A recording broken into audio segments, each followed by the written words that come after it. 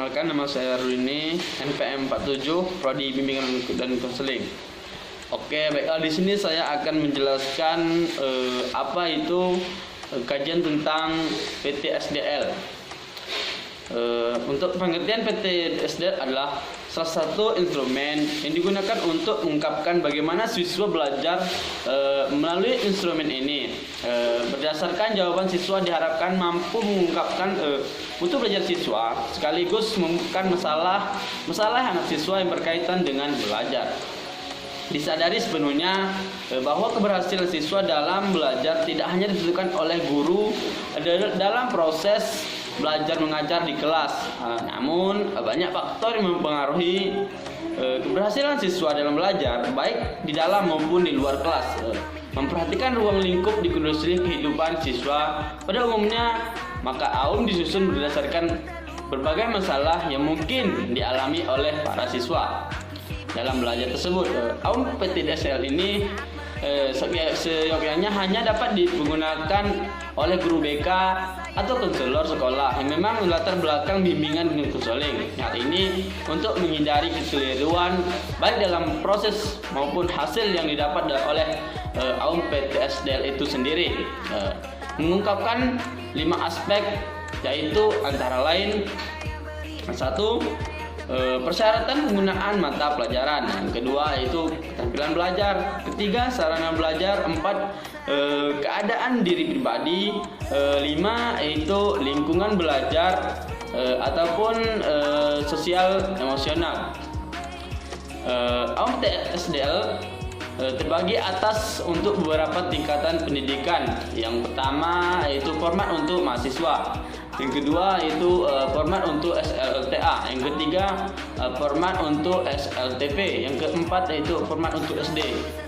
Nah, untuk AUM PTSDL adalah alat lengkap untuk mendapatkan gambaran tentang berbagai aspek, yaitu dapat mempengaruhi proses keberhasilan belajar, khususnya yang menyangkut persyaratan penguasaan dalam belajar, keterampilan belajar, sarana belajar, keadaan pribadi, dan keadaan lingkungan fisik dan sosial emosional.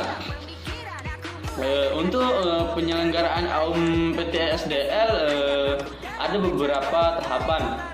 Yang pertama yaitu peserta didik diberikan buku AUM PTSDL berikut lembar jawaban dan memastikan seluruh peserta didik mendapatkan hasil yang serupa. Yang kedua, peserta didik dipersilakan mengisi identitas pada jawaban dengan alat tulis atau ballpoint dengan tinta lainnya. Yang ketiga, memperkenalkan kegunaan, tujuan, dan manfaat yang diselenggarakan AUM PTSDL ini. Peserta didik dapat mengisi pernyataan sesuai dengan apa yang dialaminya. Di samping itu, meyakinkan bahwa peserta didik bisa disampingkan perasaan curiga, khawatir, ingin mendapat pujian yang diyakinkan dengan asas kerahasiaan atas apa yang dijawabnya. Untuk yang keempat itu, memberikan kesempatan kepada peserta didik untuk mempertanyakan berbagai hal yang dirasa belum jelas. Yang selanjutnya itu peserta didik dipersilakan mengerjakan AUM PTSDL ini. Nah, selanjutnya yaitu waktu pengerjaan evaluasi ini biasanya kurang lebih 1 jam ataupun 45 menit. Adapun untuk pengelolaan hasil, biasanya pengelolaan instrumen AUM PTSDL ini pada hakikatnya hampir sama dengan instrumen lainnya. Yang paling nampak perbedaan adalah semua jawaban responden itu berbentuk J, K, SR, U, SL. Semuanya ini memiliki skor tersendiri. Bila secara manual, maka jawaban responden harus dikoreksi dengan menggunakan 3 kunci jawaban, yaitu kunci K1, K2, dan KM. Untuk selanjutnya, jawaban tersebut diskor dengan ketentuan K1 dikalikan 2, K2 dikalikan 1, sedangkan KM dihitungkan jumlahnya. Nah, untuk keterangan dari apa itu K1, K2, ataupun KM, K1 adalah jawaban responden sesuai dengan kunci K1. K2 adalah jawaban responden sesuai dengan kunci K2. Mungkin itu saja yang dapat saya sampaikan. Kurang lebihnya saya mohon maaf. Saya akhiri. Wassalamualaikum warahmatullahi wabarakatuh.